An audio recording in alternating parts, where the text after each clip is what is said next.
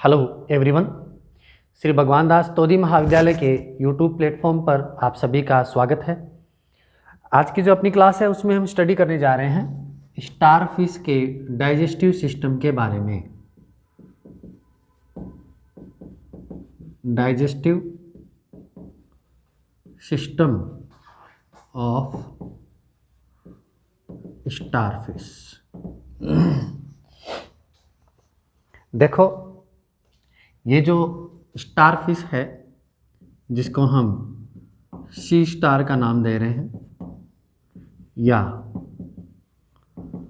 एस्टीरियाज का नाम दे रहे हैं, ये इसकी नेचर होती है कंप्लीट रूप से कार्निवोरस और भोजन के रूप में यह है जो पर्ल ऑयस्टर्स हैं, क्रैब्स हैं, छोटे जो स्नेल्स हैं और लार्वा हैं, छोटी मछलियां हैं या अंडे होते हैं, इनको यह भोजन के रूप में ग्रहण करती है। कंप्लीट रूप से जो इसकी नेचर है नॉकटर्नल इसकी नेचर है और भोजन ग्रहण करने के लिए यह मेराइनस या फिर सरफेस पर मूवमेंट कर लेती है और उस मूवमेंट के कारण ये भोजन ग्रहण करने में सफलता प्राप्त कर लेती है। अब हम बात करते हैं इसके जो डाइजेस्टिव सिस्टम है वो किस तरीके का मौजूद होता है। जैसा कि हम जानते हैं इस एनिमल का जो शरीर है वो सेंट्रल डिस्क के चारों तरफ मौजूद भुजाओं के रूप में देखने को मिलता है और इन्हीं भुजाओं के कारण इस जंतु को तारा मछली का नाम दिया जाता है।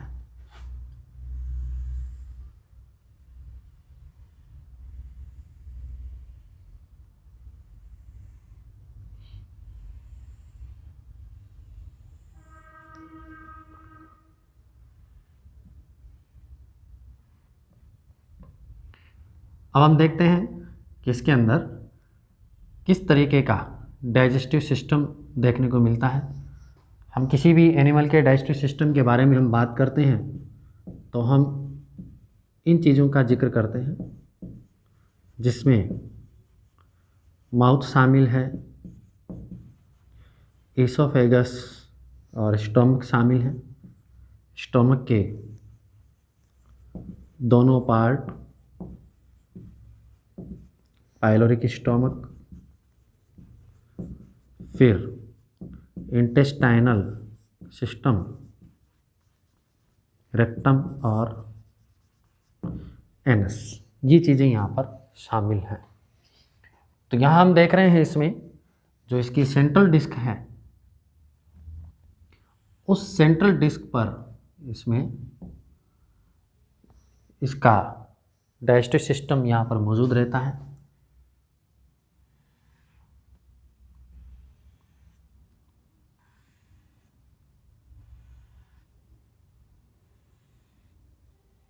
ये यहाँ पर इसके माउथ ओपनिंग मौजूद होती है। माउथ ओपनिंग और ये घिरी रहती है ओरल पेपिला की सहायता से और निर्माण करती हैं एक इस तरीके के लिप्स का जो कि इसको ओपन या फिर क्लोज करवाने के लिए रिस्पॉन्सिबल होते हैं। और यही जो संरचना है ये मस्कुलर एक्टिविटी प्रदर्शित करती है जिसकी सहायता से ये भोजन को ग्रहण कर लेती है, झपट्टा मार करके ये ग्रहण कर लेती है। इसलिए हम ये कहेंगे कि ये नॉक्टर्नल के साथ में जो इसका भोजन ग्रहण करने का तरीका है वो प्रीडेटरी नेचर का होता है, परभक्षी के रूप में ये भोजन ग्रहण करती है।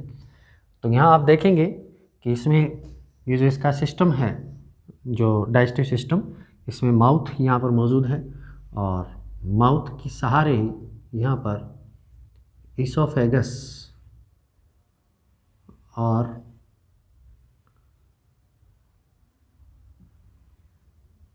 कार्डियक स्टोमक यहाँ पर मौजूद है।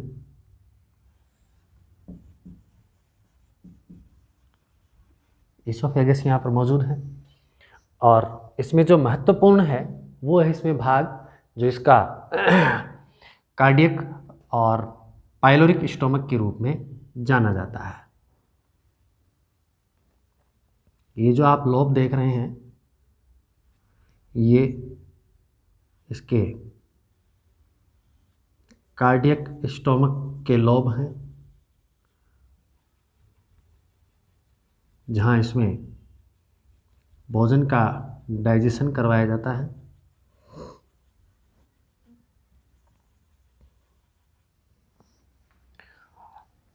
और महत्वपूर्ण जो संरचना है इसमें वो ये वाली सरफेस है, जो कि यहाँ पर ये जो इसोफेगस है इसके आगे की जो संरचना है, ये इसोफेगस, ये आगे की जो संरचना है ये इंटेस्टाइनल सीका का फॉर्मेशन करती है और ये वाली जो सरफेस है वो कार्डियक स्टोमक के लॉब्स के रूप में दिखाई देती है, लॉब ऑफ कार्डियक स्टोमक। अब यहाँ पर आप देखेंगे कि जो इसकी पाइलोरिक स्टोमक है वो प्रत्येक भुजा में इस तरीके से फैली हुई संरचना के रूप में आपको दिखाई देता है।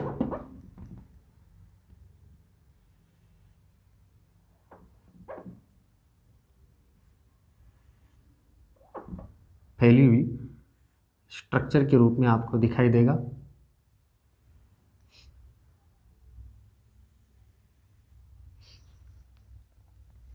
जिसमें आप देखेंगे कि जो प्रत्येक भुजा है इसमें इस तरीके की फैली हुई स्ट्रक्चर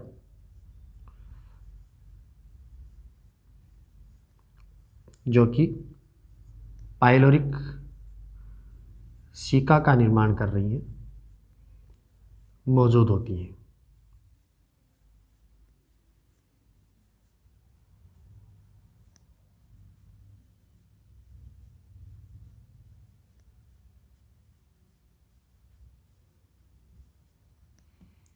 प्रत्येक भुजा के अंदर है, आपको सभी में बनाने की ज़रूरत नहीं है। आप अगर केवल एक आर्म के अंदर भी पाइलोरिक सीका का ड्रॉ कर देंगे तो अंडरस्टूड है कि भी सभी प्रकार की भुजाओं के अंदर ये मौजूद है। और इस तरीके से फैली हुई स्ट्रक्चर के रूप में जो कि डाइजेस्टिव सिस्टम का पार्ट है, इसमें पाइलोरिक सीका का फॉर्मेशन यहाँ पर करवाया जाता है।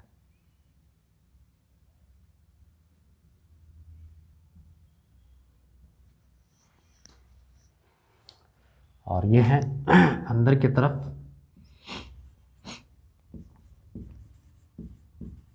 पाइलोरिक डक्ट और इन पाइलोरिक डक्ट के चारों तरफ मौजूद हैं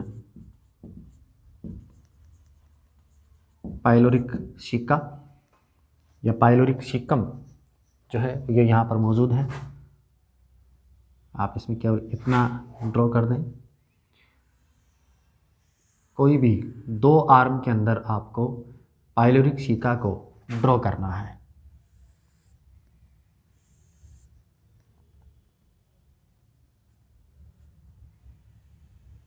तरीके से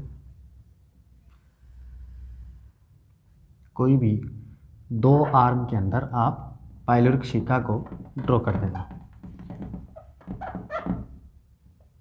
तो ये है यहाँ पर पाइलोरिक शिकम, जिसमें हमने देखा है कि किस तरीके से ये व्यवस्थित रहती हैं।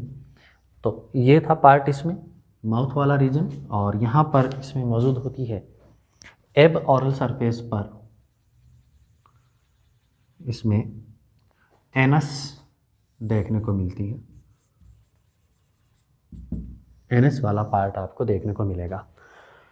अब हम इसमें ये देख रहे हैं कि ये जो जंतु है किस रूप में भोजन को ग्रहण करता है। इसमें भोजन ग्रहण करने का जो तरीका है वो किस प्रकार का होता है। देखो, ये जो ऑरल सरफेस है, इस ऑरल सरफेस की तरफ जो इसका माउथ होता है, उस माउथ ओपनिंग की सहायता से ये भोजन को ग्रहण करेगा। सबसे पहले तो इसमें ये देखेंगे हम कि इसका फूड एंड फीडिंग मैकेनिज्म क्या है। देखिए, जब ये किसी भी रूप में मान लीजिए कोई स्नेल को ग्रहण करना चाह रही है, तो इनमें आर्म्स की मदद लेगी, और आर्म्स की मदद लेने के साथ ही क्या होगा कि जो इसमें इसकी भुजाएं हैं, उन भुजाओं की सहायता से ये उसको घेर लेंगी। अगर वो ऑयस्टर है या कोई भी एनिमल है जिसको ये भोजन के रूप में ग्रहण करने जा रही हैं, अगर वो किसी सरफेस पर है तो ये रेंग करके उसके ऊपर जाएगी, और ऊपर जाने के बाद में ये जो ओरल पेपिला हैं, उन ओरल पेपिला को फैला करके इसको कवर कर लेती है। तो फैला करके कवर करने का काम इसका सबसे पहला होता है। और हम ये कहेंगे कि ये इन मसल्स के एक्शन की सहायता से, मस्कुलर जो एक्शन है की हेल्प से फूड को कस कर पकड़ने की क्षमता पाई जाती है। इसमें पकड़ने की क्षमता इसके अंदर पाई जाती है। तो ये एकदम कस करके उसको पकड़ लेता है, और पकड़ने के बाद में उनको ओरल पेपिला को, ओरल पार्ट को ये उसके ऊपर फैला लेता है। ये उसी प्रकार से फैलाता है जैसे आपने देखा होगा किसी सांप को या अजगर को शिकार करते हुए, तो जिस तरीके से वो भोजन को पकड़ करके अपनी मस्कुलर एक्टिविटी की सहायता से उसको अंदर की तरफ निगलता है, उसी रूप में ये क्या करती है, अंदर की तरफ उसको खींच लेती है। और जैसे ही उसमें खींचा जाता है, ये जो माउथ पार्ट है, ये जो कि भोजन को ग्रहण करने में मस्कुलर एक्शन की सहायता से यहाँ पर मदद की जा रही है, तो ये जो आर्म है, ये आर्म भी क्या करेंगी, भोजन को पकड़ने में और उसको कसकर बांधने में मदद करेंगी।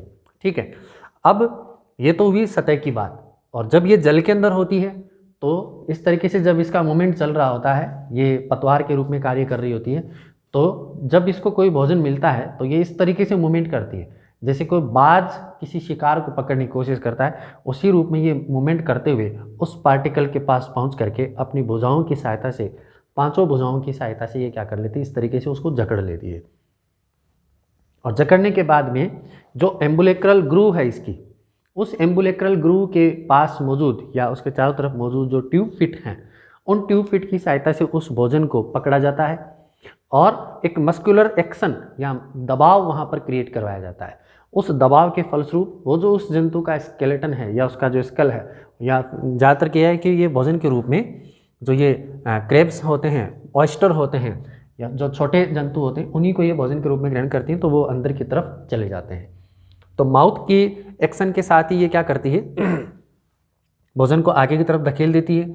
जहाँ मौजूद जो ईसोफेगस है, वो ईसोफेगस क्या करती है, उसको स्टोमक तक पहुँचाने का कार्य करवाती है। अब जैसे ही भोजन यहाँ पर स्टोमक के पास पहुँच जाता है, तो यहाँ पर जो कार्डियक स्टोमक है उसका एक मूवमेंट अलग तरीके का रहता है। कार्डियक स्टोमक का यहाँ पर एक अलग तरीके का रोल रहता है, और वो रोल ये रहता है कि कार्डियक स्टोमक के पास मौजूद जो प्रोटेक्टर और रिट्रैक्टर मसल्स हैं, यहाँ पर दो प्रकार की मसल्स हैं, एक तो प्रोट्रैक्टर और रिट्रैक्टर मसल्स। ये दोनों प्रकार की जो मसल्स हैं, ये एक कॉन्ट्रैक्शन उत्पन्न करने के लिए उत्तरदायी हैं। हम ये कहेंगे कि इन जंतुओं के अंदर जो संकुचन की जो प्रक्रिया है, संकुचन और प्रकुंचन की जो प्रक्रिया है, उसके लिए ये मसल्स जो हैं वो रिस्पॉन्सिबल हैं। तो कार्डियक स्टोमक तो सबसे पहले क्या करेगा, जो इसके रिट्रैक्टर मसल्स हैं उनकी सहायता से यहाँ पर उस भोजन को दबाया जाएगा और उसके मूवमेंट के साथ ही एक मसल्स का अलग तरीके का वहाँ पर दबाव उत्पन्न होगा और गैस्ट्रिक जो लिगामेंट्स हैं वो यहाँ पर फंक्शनेट हो जाएंगे। क्या होगा, यहाँ पर जो कार्डियक स्टोमक हैं उस कार्डियक स्टोमक के अंदर रिट्रैक्टर मसल्स के साथ ही जो गैस्ट्रिक लिगामेंट्स हैं वो भी क्या हो जाएंगे, एक्टिव फॉर्म में आ जाएंगे। और जैसे ये एक्टिव फॉर्म में आएंगे यहाँ पर क्या होगा, एक दबाव के साथ ही यहाँ पर जो गैस्ट्रिक जूस है उसका श्रावण भी करवाया जाएगा। तो गैस्ट्रिक जूस प्लस यहाँ पर लगने वाले दबाव के कारण जो है वो क्या होगा कि जो कार्डियक स्टोमक है वो भोजन को पचाने में या टुकड़ों में तोड़ने में हेल्प करेगा। अब उसके बाद फंक्शन शुरू हो जाता है पाइलोरिक जो पार्ट है इसका। तो पाइलोरिक जो शिका है, पाइलोरिक स्टोमक का काम क्या है कि भोजन जैसे ही यहाँ पर छोटे टुकड़ों में तोड़ा जाएगा, मथा जाएगा, मथने के साथ ही यहाँ पर जैसे डाइजेस्टिव एंजाइम जो है उनका श्रावण करवाया जाएगा, तो उसके बाद पाइलोरिक डक्ट में भोजन को भेज दिया जाएगा डाइजेशन के लिए। तो पाइलोरिक डक्ट में जैसे ही भोजन जाएगा पाइलोरिक शिका जो है वो एक्टिव हो जाएंगे। अब पाइलोरिक शिका के अंदर अलग अलग प्रकार की यहाँ पर सेल्स मौजूद हैं, जैसे कि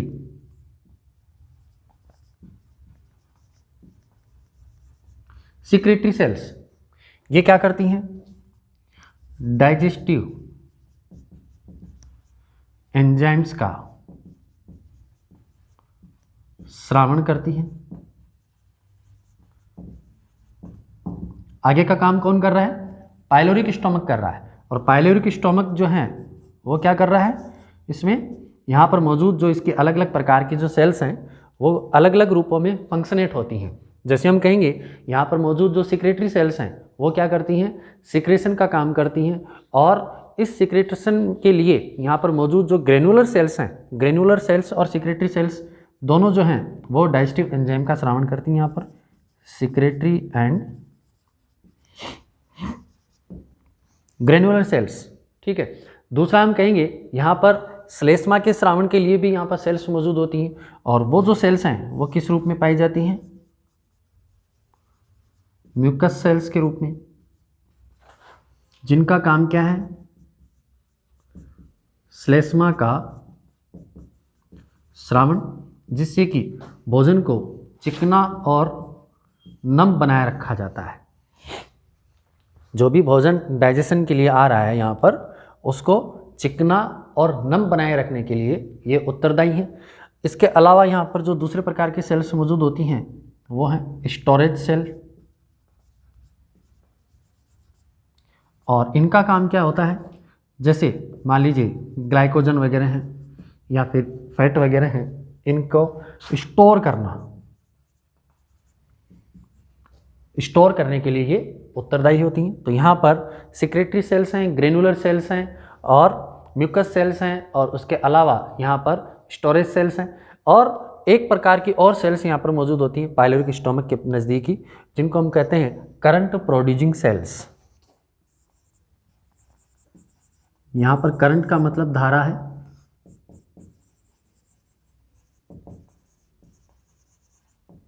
करंट प्रोड्यूसिंग सेल्स ये क्या करती हैं, एक धारा उत्पन्न करती हैं, जिससे कि करंट प्रोड्यूस करने के कारण एक जो जलीय धारा जैसे इस तरीके से मूवमेंट होता है तो वो भोजन को आगे खिसकाने में, आगे धकेलने में यहाँ पर मदद करता है। तो पाइलोरिक शिकम और पाइलोरिक जो डक्ट हैं उनके अंदर इस प्रकार की यहाँ पर जो मौजूद सेल्स हैं उनका फंक्शन क्या है, भोजन को कंप्लीट रूप से अलग अलग जो सेल्स होती हैं उनके द्वारा स्रावित जो एंजाइम हैं या एंजाइमेटिक एक्टिविटी हैं उनके फलस्वरूप इस भोजन को कंप्लीट रूप से डाइजेस्ट करवा देना। अब जैसे ही भोजन को डाइजेस्ट करवा लिया जाता है उसे भेज दिया जाता है किसके पास, इंटेस्टाइन के पास। और यहाँ पर जो इंटेस्टाइन है वो क्या करेगी, भोजन को अवशोषण करने में, एब्जॉर्प्शन करने के लिए यहाँ पर ये रिस्पॉन्सिबल होती हैं। तो भोजन को कंप्लीट रूप से यहाँ पर एब्जॉर्ब करवा लिया जाता है और एब्जॉर्ब करवाने के बाद में जो अनडाइजेस्टेड मटेरियल बचता है उसको रेक्टम में ट्रांसफ़र कर दिया जाता है। और रेक्टम फिर क्या करती है, टाइम टू टाइम एनएस की सहायता से जो अनडाइजेस्टेड या फिर वेस्ट होता है उसको रिमूव करवा दिया जाता है। तो इस प्रकार ओरल सरफेस पर मौजूद जो ओरल पेपिला ओरल पार्ट जिसकी सहायता से भोजन को ग्रहण करवाया जाता है, और भोजन ग्रहण करवाने के बाद में उसका जैसे कंप्लीट रूप में डाइजेशन हो जाता है, डाइजेशन के बाद में उस अनडाइजेस्टेड मटेरियल को एब ओरल सरफेस पर मौजूद जो एनस वाला पार्ट है, एक इस तरीके का अपर्चर है, उस एनस अपर्चर की सहायता से या एनल अपर्चर की सहायता से इसमें अनडाइजेस्टेड मटेरियल को बाहर त्याग दिया जाता है। तो ये है मछली, तारा मछली के अंदर, या जिसको हम कहते हैं तारा मछली न कह करके, जैसा हमने पिछली क्लास में पढ़ा था, लैंकेस्टर नाम के एक साइंटिस्ट हैं, उन्होंने ये कहा कि इसको सी स्टार कहना ज़्यादा मुनासिब है, क्योंकि ये समुद्री तारे के नुमा दिखने वाले स्ट्रक्चर होती हैं जो कि सबसे खूबसूरत जीवों में शामिल हैं। तो ये था इसके डाइजेस्टिव सिस्टम के बारे में, आप इसका स्क्रीनशॉट ले सकते हैं। अगले वीडियो में हम नेक्स्ट टॉपिक के बारे में चर्चा करेंगे। तब तक के लिए धन्यवाद।